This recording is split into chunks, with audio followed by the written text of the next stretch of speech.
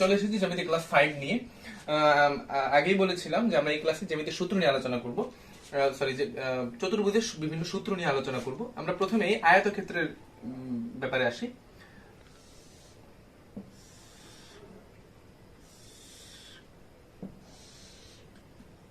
দেখুন, এটা একটা আয়তক্ষেত্র।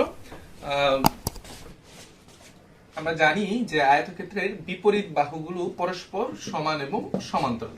এখন ধরুন যে আমি এই বাহুর দৈর্ঘ্য x ধরছি, তাহলে এই বাহুর দৈর্ঘ্য কি x। আমি যদি এই বাহুর দৈর্ঘ্যটা y ধরি, তাহলে এই বাহুর দৈর্ঘ্যটা কি হবে y। এখন আয়তক্ষেত্রের ক্ষেত্রফল কেমন হবে? ক্ষেত্রফল হচ্ছে কি, আয়তক্ষেত্রের ক্ষেত্রফল হলো দৈর্ঘ্য গুণ প্রস্থ। আমার দৈর্ঘ্য হচ্ছে কি x আর প্রস্থ হচ্ছে কি y। এই হলো আয়তক্ষেত্রের ক্ষেত্রফল। আচ্ছা, আয়তক্ষেত্রের পরিসীমা কেমন হবে?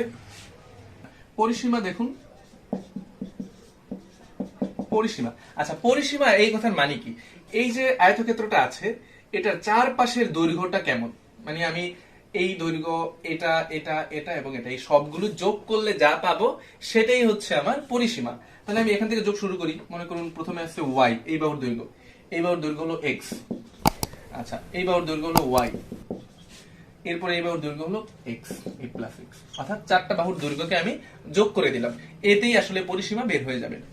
এখন এখানে x আছে কয়টা? একটা, দুইটা, 2x, y আছে কয়টা? দুইটা, 2y। আমি 2 কমন নিলে কি থাকে? x plus y। এখন একটু দেখুন, এখানে x মানে হচ্ছে কি দৈর্ঘ্য, প্লাসের প্লাস, y মানে হচ্ছে কি প্রস্থ। তাহলে আমরা পেয়ে গেলাম পরিসীমা। পরিসীমা দেখুন কি, আয়তক্ষেত্রের পরিসীমা হচ্ছে 2 ইন্টু দৈর্ঘ্য প্লাস প্রস্থ। এবার দেখুন কর্ণ। কর্ণ আসলে কি? কর্ণ হচ্ছে এই যে বিপরীত কৌণিক বিন্দুগুলোর যোগফল, এটাই হচ্ছে কর্ণ। আমি এটাকে যোগ করে দিই, এই যোগ করে দিলাম, তাহলে আমি এই কর্ণ পেয়ে গেলাম। অথবা আমি যদি এই দিক থেকে যোগ করি,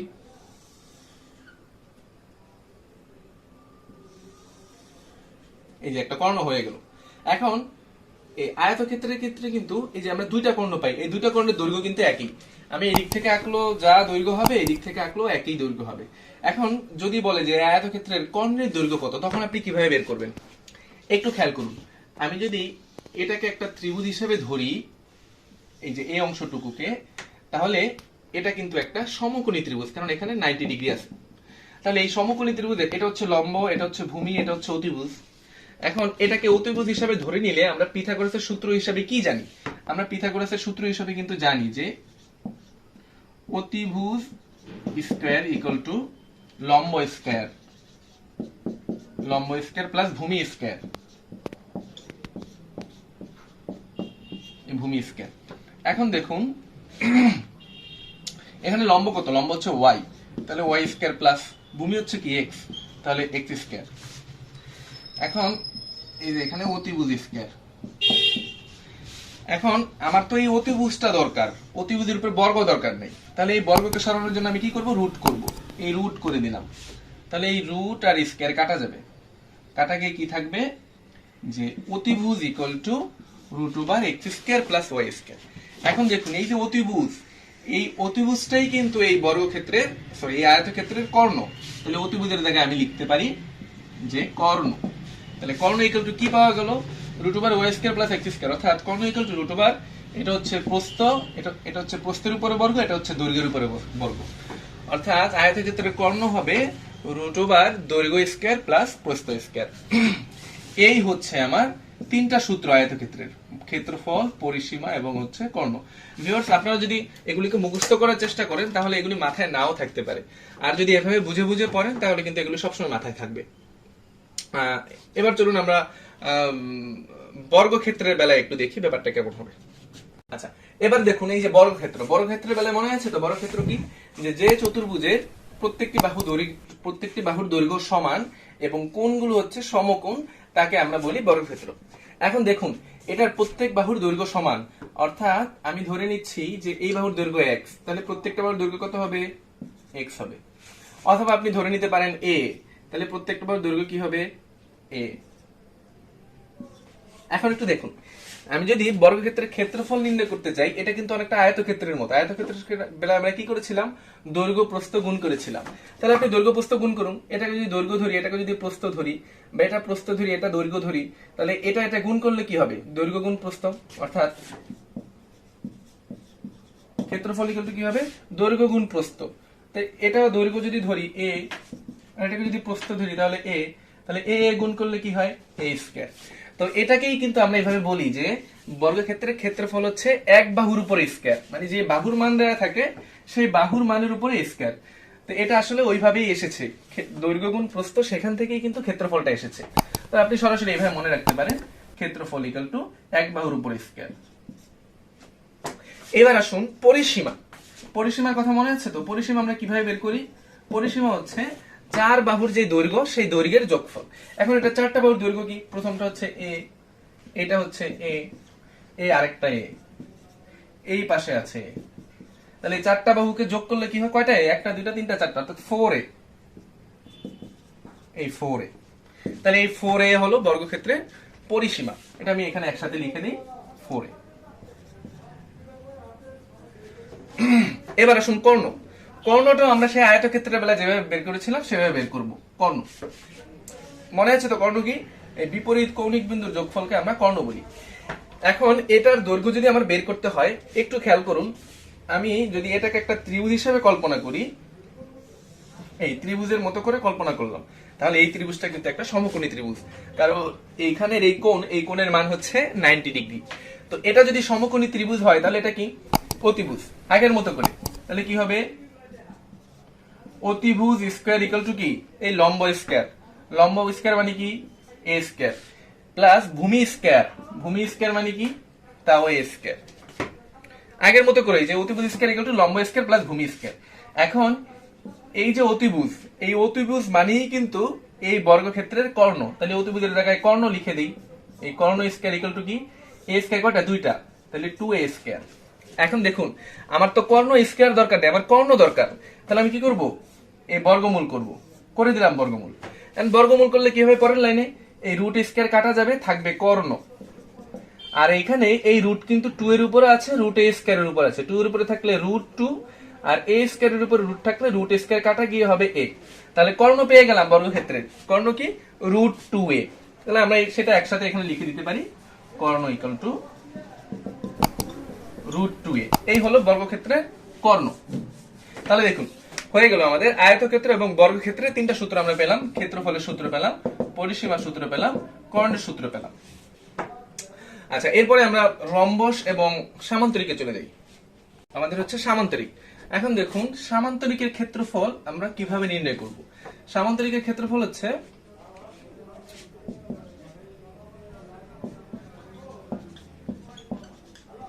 সামান্তরিকের ক্ষেত্রফল হলো ভূমি গুণ উচ্চতা। এখন ভূমি হচ্ছে কি, এটা হচ্ছে ভূমি, এই যে নিচের যে অংশটা, আমি ধরি ভূমি হচ্ছে বি। এখন দেখুন উচ্চতা আসলে কি, উচ্চতা হচ্ছে সামান্তরিকের উচ্চতা কতখানি, ভূমি থেকে কত উঁচুতে সে আছে। উচ্চতা কিভাবে নির্ণয় করব, এই যে কৌণিক বিন্দুটা আছে এটা থেকে ভূমির উপর একটা লম্ব অঙ্কন করব। এখন ধরুন এই লম্বের মান হচ্ছে এইচ, হ্যাঁ, তাহলে ভূমি হলো আমার বি আর লম্ব হলো এইচ, অর্থাৎ বিএইচ। এই বিএইচ হলো সামান্তরিকের ক্ষেত্রফল। কেমন সেটা, মনে করুন বি এর মান হচ্ছে 3 আর লম্বের মান হচ্ছে 2, তাহলে এটা ক্ষেত্রফল হচ্ছে কত, 3 দুগুণে 6, অর্থাৎ 6 বর্গমিটার হচ্ছে এটার ক্ষেত্রফল। আমি ভূমি গুণ উচ্চতা। এবার দেখুন, এটার ক্ষেত্রফল আমরা আরেকভাবেও নির্ণয় করতে পারি। মনে করুন আপনার কাছে সামান্তরিকের উচ্চতা দেয়া নেই, তাহলে কিভাবে নির্ণয় করবেন। মনে করুন এটা হচ্ছে কর্ণ,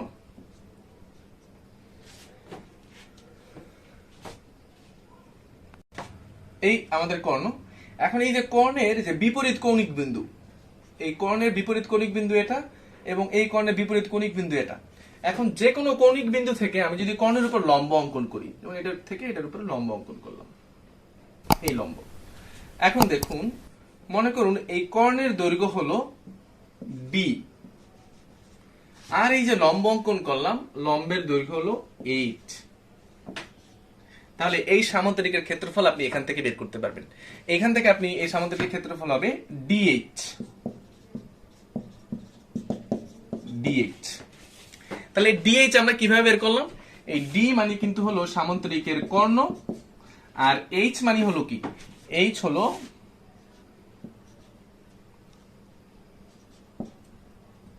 হলো বিপরীত কৌণিক বিন্দু থেকে কর্ণের উপরে লম্ব।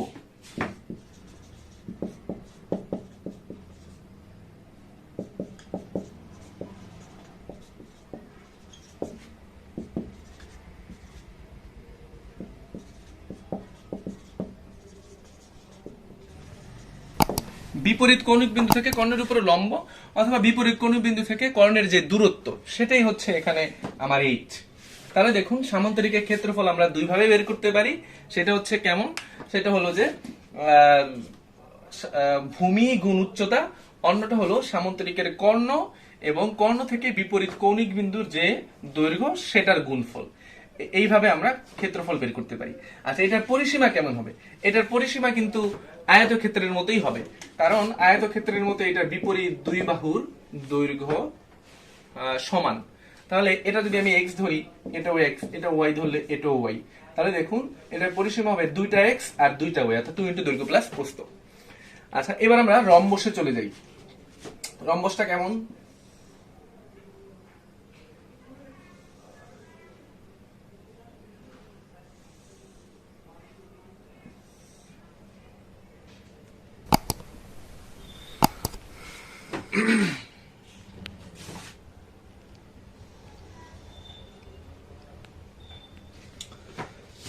দেখুন রম্বস, এখন এটার যদি আমরা ক্ষেত্রফল নির্ণয় করতে চাই তাহলে কিভাবে নির্ণয় করব? এটার ক্ষেত্রফল খুবই সহজ। সেটা হচ্ছে রম্বসের ক্ষেত্রফল হাফ গুণ কর্ণদ্বয়ের গুণফল। হাফ গুণ কর্ণদ্বয়ের গুণফল। দেখুন এটা দুইটা কর্ণ, একটা কর্ণ হচ্ছে এই দিক থেকে আর একটা কর্ণ হচ্ছে এই দিক থেকে। এখন রম্বসের বেলায় কিন্তু কর্ণ দুটি সমান না। দেখুন এই কর্ণটা বড় আর এই কর্ণটা একটু ছোট। আমি যদি এই দিকের কর্ণটাকে D1 ধরি আর এই দিকের কর্ণটাকে D2 ধরি, তাহলে রম্বসের ক্ষেত্রফল কি হবে? Half into D1 D2। এটা হচ্ছে রম্বসের ক্ষেত্রফল। তাহলে আমরা প্রথমে দেখে নিলাম যে আয়তক্ষেত্র এবং বর্গক্ষেত্রের সূত্রটা কেমন হবে, কিভাবে সেখানে ক্ষেত্রফল, পরিসীমা বা কর্ণের দৈর্ঘ্য বের করব। এরপরে আয়তক্ষেত্র বর্গক্ষেত্রের পরে আমরা চলে আসলাম সামান্তরিক এবং রম্বসের ক্ষেত্রে। সেইখানে আমরা সামান্তরিক এবং রম্বসের ক্ষেত্রফল দেখে নিলাম, আমরা সামান্তরিকের পরিসীমাও দেখে নিলাম। আমরা যদি রম্বসের পরিসীমা বের করতে চাই, এই রম্বসের পরিসীমাটা কিন্তু আপনার বর্গক্ষেত্রের মতো, কারণ এটা 4টা বাহুর দৈর্ঘ্য সমান। এবার দৈর্ঘ্য যদি এ হয় তাহলে প্রত্যেকটা বাহুর দৈর্ঘ্য এ, তাহলে এটার পরিসীমা কি হবে? 4a। আচ্ছা, এবার চলুন আমরা ট্রাপিজিয়ামের ক্ষেত্রফলটা দেখে নিই। ট্রাপিজিয়াম কেমন মনে আছে তো? ট্রাপিজিয়াম হচ্ছে এটার কি থাকবে? দুইটা বিপরীত বাহুর সমান্তরাল থাকবে। এই যে আমি দুইটা বিপরীত সমান্তরাল বাহু অঙ্কন করলাম। আচ্ছা, যেহেতু আমি হাতে অঙ্কন করছি, চিত্রের অবশ্যই হেরফের হবে, আপনারা ভুল ত্রুটি ক্ষমা সুন্দর দৃষ্টিতে দেখবেন এবং ধরে নেবেন যে এটা আসলে ট্রাপিজিয়াম। যেমন দেখুন এখানে একটু ভুল ত্রুটি থাকতে পারে যেহেতু হাতে আঁকছি, কিন্তু আপনি ধরে নিন যেটা একটা ট্রাপিজিয়াম। মূল আমাদের যে থিওরিটা সেটা মাথায় থাকলেই হবে। দেখুন এটার দুই বিপরীত বাহু কিন্তু সমান্তরাল। এখন আমি যদি ধরি এই বাহুর দৈর্ঘ্য a এবং এই বাহুর দৈর্ঘ্য b, আর এই যে দুই বাহু, এই দুই বাহুর দূরত্ব কেমন হবে? এই কৌণিক বিন্দু থেকে আমি এটার উপরে লম্ব অঙ্কন করলাম, এই লম্বটা মনে করুন h। তাহলে আমরা ট্রাপিজিয়ামের ক্ষেত্রফল পেয়ে গেলাম। ট্রাপিজিয়ামের ক্ষেত্রফলটা এখন কেমন হবে? এটা ক্ষেত্রফল হবে হাফ গুণ এই যে দুই সমান্তরাল বাহু, ট্রাপিজিয়ামের কিন্তু সমান্তরাল বাহু থাকে দুইটা মাত্র, এই যে দুই সমান্তরাল বাহু, এই দুইটা বাহুর যোগফল, এবং এটার সাথে থাকবে যে দুই সমান্তরাল বাহুর মধ্যে যে দূরত্ব, সেই দূরত্বটা হচ্ছে h। এই হচ্ছে ট্রাপিজিয়ামের ক্ষেত্রফল। আমি আবার বলছি, ক্ষেত্রফলটা কি হবে? হাফ ইন্টু দুই সমান্তরাল বাহুর যোগফল, এটার দৈর্ঘ্য a, এটার দৈর্ঘ্য b, এই দুটার যোগফল হচ্ছে ab, এবং এই দুই বাহুর যে দূরত্ব, সেই দূরত্ব হচ্ছে h। হয়ে গেল আমার ট্রাপিজিয়ামের ক্ষেত্রফল। এখন দেখুন এই যে আমরা 5টা চতুর্ভুজ দেখলাম, এই 5টা চতুর্ভুজের যে ক্ষেত্রফল, পরিসীমা বা কর্ণ সম্পর্কিত যে সূত্র দেখলাম, একই সাথে আমরা আমাদের জ্যামিতির আগের ক্লাসগুলিতে ত্রিভুজের যে ক্লাসগুলো, সেখানেও আমরা ত্রিভুজের বিভিন্ন রকম ত্রিভুজ এবং তাদের ক্ষেত্রফল কিভাবে নির্ণয় করতে হবে সেই সূত্র আমরা দেখিয়েছি। আপনারা এই ক্লাসগুলো নিশ্চয়ই দেখে নেবেন এবং এগুলো যদি আপনাদের ধারণায় ক্লিয়ার হয় এগুলো সম্পর্কে, তাহলে এগুলো সম্পর্কে যত ধরনেরই পরিমিতির অঙ্ক আসুক না কেন বা জ্যামিতির অঙ্ক আসুক না কেন আপনি খুব সহজেই করতে পারবেন। আমরা আমাদের পরবর্তী ক্লাসগুলোতে বহুভুজ নিয়ে আলোচনা করব এবং বৃত্ত সম্পর্কে আলোচনা করব। অবশ্যই আমাদের সঙ্গে থাকুন। আপনাদের যে কোনো প্রশ্ন আমাদেরকে কমেন্টের মাধ্যমে জানান। আমাদের ভিডিওগুলো ভালো লাগলে আপনারা এইগুলো শেয়ার করে আপনার বন্ধুদের দেখার সুযোগ করে দিন এবং আমাদের চ্যানেলটিকে সাবস্ক্রাইব করুন। ধন্যবাদ।